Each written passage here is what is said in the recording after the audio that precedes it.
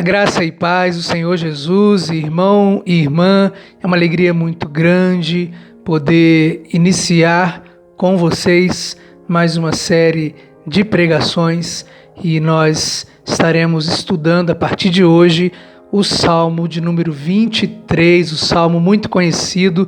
Então, a cada quinta-feira, uma pregação inteira de cada versículo desse capítulo, que não é muito grande, mas que ao mesmo tempo tem um sentido muito profundo. Então, desde já, motive as pessoas, convide, compartilhe. Quando nós fizermos a chamada lá nos grupos de WhatsApp, no Instagram, no Facebook, faça parte desse tempo, se envolva e eu tenho certeza que Deus vai te fortalecer, te abençoar também nesses tempos tão difíceis que nós estamos vivendo. Eu quero, antes da gente poder iniciar, começar com uma oração para que Deus possa abençoar esse tempo de palavra que teremos. Você que está na tua casa, com a tua família, ou que está sozinho, feche os teus olhos se você pode. Vamos orar, vamos falar com o Senhor e agradecê-lo por nos proporcionar esse tempo através da internet, da tecnologia. Ele não nos deixa desamparados e vai continuar cuidando de nós. Senhor, eu quero te agradecer pela oportunidade que temos e o livre acesso de ouvirmos a tua palavra, de compartilharmos a tua palavra, de anunciarmos que a porta do templo está fechada, mas a igreja continua fazendo a diferença fora das quatro paredes. A igreja continua sendo relevante, levando alimento espiritual aos necessitados e também alimento físico. E eu te agradeço pela Igreja Metodista em Vila Tiradentes. Temos nos esforçado para seguir os teus mandamentos. Ainda temos muito que melhorar, muito o que aprender, e é por isso que nós estamos aqui. Nos ajude. Que essa palavra de hoje, esta série que se inicia hoje, seja como um bálsamo para todas as famílias, para a nossa vida nesse tempo tão difícil, em nome de Jesus. Amém. Glória a Deus. Quero te convidar então a abrir a sua Bíblia no Salmo de número 23. Salmo de número 23, versículo 1. Depois, Isaías 53, versículos 4 e 6. Salmo 23, versículo 1. O Senhor é o meu pastor, nada me faltará. Isaías 53, versículos 4 e 6. Isaías, capítulo 53, versículo de número 4 até o 6. Certamente Ele tomou sobre si as nossas enfermidades e sobre si levou as nossas doenças. Contudo, nós o consideramos castigado por Deus e por Ele atingido e afligido, mas Ele foi transpassado por causa das nossas transgressões, foi esmagado por causa das nossas iniquidades. O castigo que nos trouxe paz estava sobre Ele, e pelas suas feridas fomos curados. Todos nós, tal qual ovelhas, nos desviamos, cada um de nós se voltou para o seu próprio caminho, e o Senhor fez cair sobre ele a iniquidade de todos nós. Louvado seja o nome do Senhor. Começando essa série de mensagens chamada Nada Me Faltará, eu creio que através do Salmo 23 e de alguns textos complementares, nós sairemos desses cultos, desses ajuntamentos, com uma convicção ainda mais clara a respeito do senhorio que Deus deseja estabelecer sobre nós. E logo de cara, quando a gente lê essa expressão, o Senhor é o meu pastor, algo me chama a atenção e, ao mesmo tempo, me gera uma pergunta. E a pergunta é essa: quem escolhe quem para ser seu? Quem escolhe quem para ser seu? O pastor ou a ovelha? É o pastor que escolhe a ovelha ou a ovelha que escolhe o pastor? Essa série que nós estamos iniciando, ela é baseada num livro e o autor faz uma comparação de o pastor de ovelhas, o pastor humano que cuida dos animais aqui na terra, na relação que Deus tem e vê a gente. Ele é o pastor, nós somos as ovelhas. Então, normalmente, dentro dos padrões lógicos da natureza, a escolha não está na ovelha, mas sim no pastor. O que faz esse salmista ter tanta ousadia de chamar alguém de seu pastor? Que pastor era esse? Que relação incrível e convicta era essa? O que eu acho interessante nessa expressão é que, por mais que Davi fosse um pastor, nesse momento ele estava orgulhosamente se gabando que ele era ovelha, porque ele vem dizer que o Senhor era o pastor dele.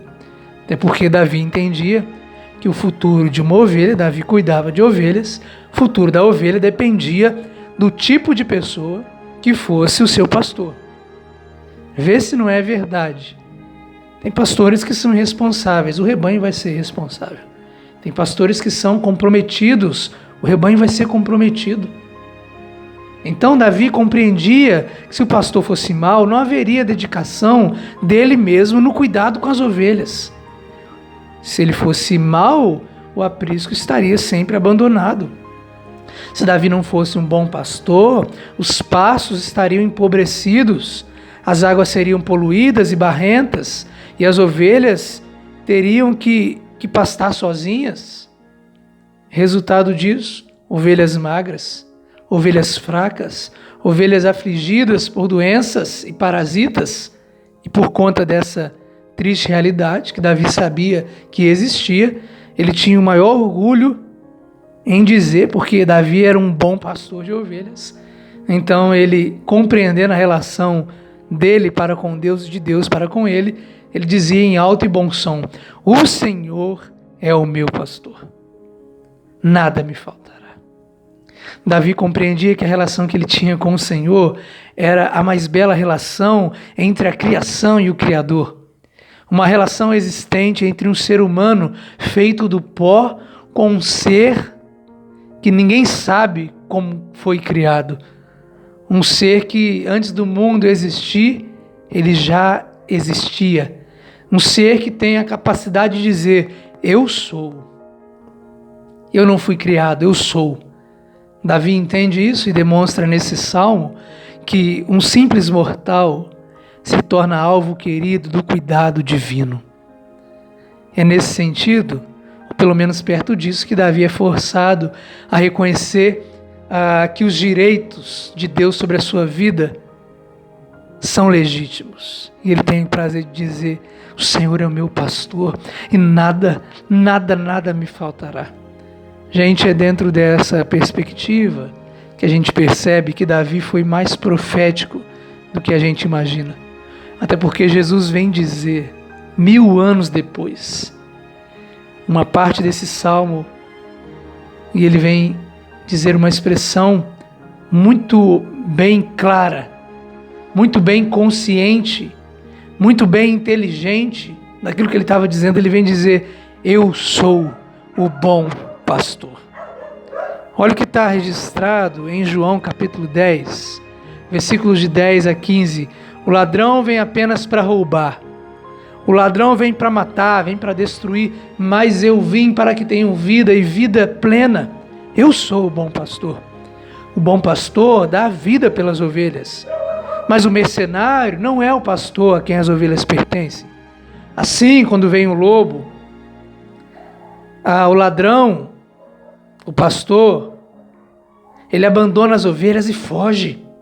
Então o lobo ataca o rebanho e o dispersa. Ele foge porque é assalariado, porque é mercenário. Esse pastor mau, ele ao mesmo tempo ele é pastor, mas ele é mau, ele é ladrão, ele é mercenário. E quando ele vê que tem algo que pode favorecer ele, as ovelhas não interessam mais. Jesus vem olhar para isso e vem dizer: eu não sou esse tipo de pastor. Eu sou o bom pastor. Eu conheço as minhas ovelhas e elas me conhecem, assim como o Pai me conhece, eu conheço o Pai. Por isso eu fui capaz, sou capaz de dar a minha vida pelas ovelhas. Cá entre nós, gente, Jesus foi o mais equilibrado e o mais amado ser humano que já habitou nessa terra. Embora nascido em meio a uma triste realidade, em meio a um ambiente, sendo filho de uma família modesta, um ambiente difícil, ele sempre se comportou ou se portou com grande dignidade e muita segurança. Embora não tivesse desfrutado de vantagens especiais na infância, a sua filosofia de vida e seu modo de encará-la consistiam nos mais elevados padrões de conduta humana já apresentados à humanidade.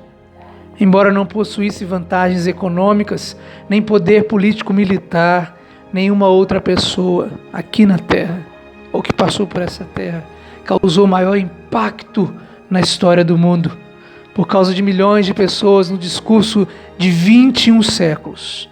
As pessoas entraram numa existência decente, numa existência honrosa, de uma conduta impecável. Agora, Jesus não era somente amoroso e verdadeiro, mas ele era também justo. Ele era inflexível como aço e terrivelmente severo para com os hipócritas. E é bem verdade que ele era magnífico em seu grandioso espírito de perdoar os caídos, mas era um terror para aqueles que eram falsos. Esse bom pastor, então, veio libertar os homens dos seus pecados. Ele veio libertar os homens de si mesmos, dos seus temores, e as pessoas libertas o amavam ou o amaram com forte senso de lealdade. Jesus nunca hesitou em deixar claro que sempre que alguém se colocava sobre a sua orientação e deixava com que ele controlasse a sua vida, haveria um novo e singular relacionamento entre ele e essa pessoa. E é por causa disso que ele insiste em afirmar que ele é o pastor bom. É por causa disso que ele insiste em afirmar que ele é o pastor compreensivo, o pastor interessado que ama tanto a ponto de buscar, de salvar e restaurar aquele que está perdido.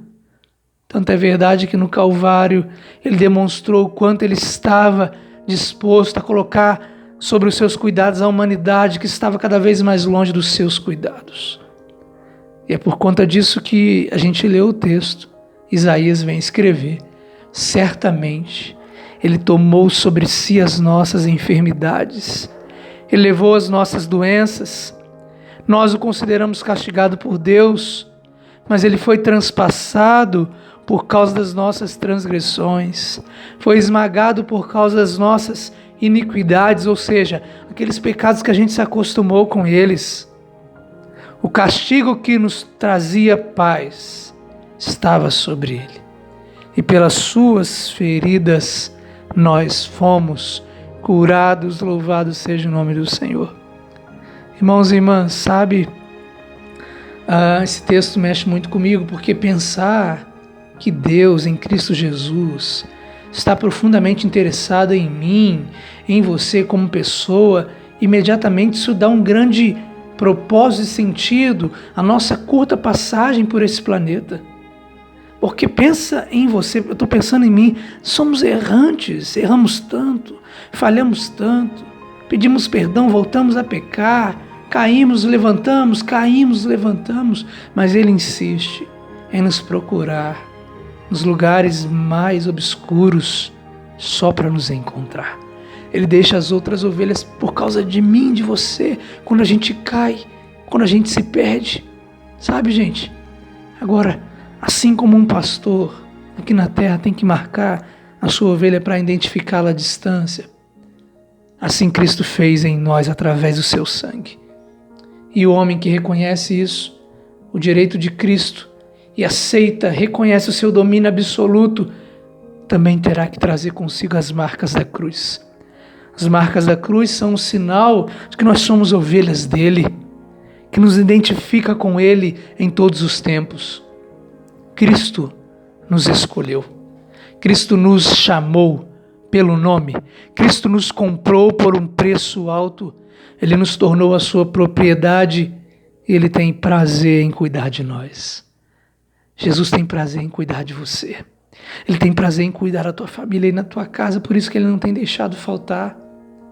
Por conta disso, Ele vem dizer, mas se alguém quiser vir após mim, se alguém quiser me acompanhar, tem que negar a si mesmo, tem que tomar a sua cruz, tem que me seguir. Basicamente, isso vem significar que uma pessoa troca a sua insegura sorte de levar a vida sobre os seus próprios caprichos pela aventura rica e satisfatória de ser guiada por Deus e somente por Deus. Aquele que conhece todas as coisas, aquele que tem nas suas mãos o universo, aquele que tem passado e presente e futuro nas suas mãos ao mesmo tempo. Agora, uma das verdades mais trágicas nessa sociedade pós-moderna é que muitas pessoas que nunca se colocam sob a orientação ou o domínio de Jesus afirmam: o Senhor é o meu pastor. Essas pessoas que deixam a Bíblia aberta nesse salmo, que ficam repetindo esse salmo, elas dizem que o Senhor é o pastor delas, mas quando é para elas colocarem Deus na frente, elas não colocam. E elas acham que simplesmente, pelo fato de admitirem que Ele é o pastor delas, de lerem, de alguma forma terão benefícios do cuidado de Deus, das orientações, sem terem que pagar o preço, de abandonar a sua vida errada, de abandonar a sua louca maneira de viver. Eu quero dizer para você que está me ouvindo, me assistindo, que é impossível ser as duas coisas. Ou nós pertencemos a Jesus, ou nós não pertencemos. O Senhor Jesus nos advertiu que haveria um dia em que muitos diriam: Senhor, em Teu nome realizamos coisas maravilhosas. Mas Ele dirá: eu não conheço vocês. E essa, por mais que seja dura, é uma das verdades mais sérias e graves que deve nos levar a sondar o nosso coração e a examinar as nossas intenções e o nosso relacionamento pessoal com Ele. Eu quero terminar e perguntando para você: será que realmente você pertence ao Senhor? Será que realmente nós pertencemos a Ele? Será que reconhecemos os seus direitos sobre nós? Será que de fato aceitamos a sua autoridade e reconhecemos o seu direito de propriedade? Será que temos prazer de sermos conduzidos por Ele nessa vida? Sabe, se as respostas para essas perguntas forem sim, a gente pode dizer: o Senhor é o meu pastor. Agora, se as nossas práticas são práticas de rebeldia com Ele, de viver contra a sua vontade, Ele nunca poderá ser o teu pastor. Só diz com propriedade que o Senhor é o seu pastor aquele que reconhece o direito que Ele tem de cuidar de nós, de direcionar-nos, de dizer: vem cá, de puxar a nossa orelha, de podar a nossa lã, de oferecer-nos o alimento que Ele sabe que a gente precisa e não que a gente acha que deve comer. Porque ovelhas não têm capacidade de cuidarem de si mesmas. Aqui nessa terra, as ovelhas, igual a qualquer outro tipo de criação, ou mais do que isso, exigem atenções infinitas e cuidados meticulosos. As ovelhas têm mentalidade de massa. A ovelha é míope. E o bom da ovelha é o ouvido e o faro. Agora, a mentalidade da ovelha é uma mentalidade de massa. Ela pensa igual os outros pensam. Elas querem ir em qualquer vento que as possa levar.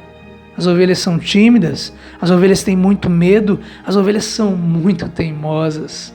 Por conta disso, a minha oração para hoje é que nós, como ovelhas, não somos animais irracionais, mas ovelhas que raciocinam, que pensam, ainda são cuidadas pelo bom pastor.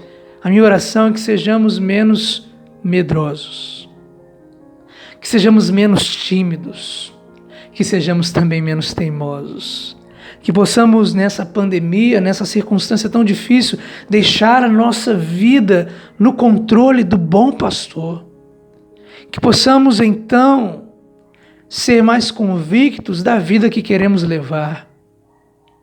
Que a gente não desista do nosso casamento, que a gente não desista do nosso ministério, que a gente não desista da nossa família, que a gente não desista de realizar os nossos sonhos, de alcançar os nossos objetivos, que não tenhamos medo, que não sejamos covardes. Timidez na Bíblia não significa estar acanhado. Timidez é covardia. É aquele que sabe que tem que fazer algo e não faz. Fica pedindo para os outros fazerem. Esses são os tímidos. Esses não herdarão o reino dos céus. Que sejamos assim, menos tímidos, menos teimosos. O bom de sermos guiados por Ele é que a gente vai entender a segunda parte desse versículo, que diz: nada me faltará, ou de nada sentirei falta.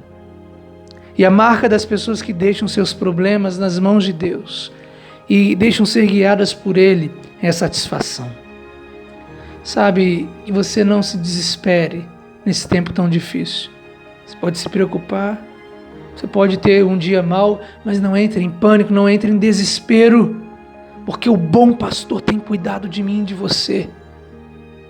O Senhor que domina a vida das pessoas é quem determina o destino delas. Eu termino esse sermão fazendo uma pergunta para você, na tua casa.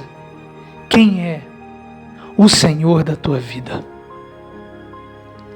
Quem toma as decisões? Eu sei que a escolha é nossa, mas alguém nos dá uma orientação e esse alguém é o Senhor.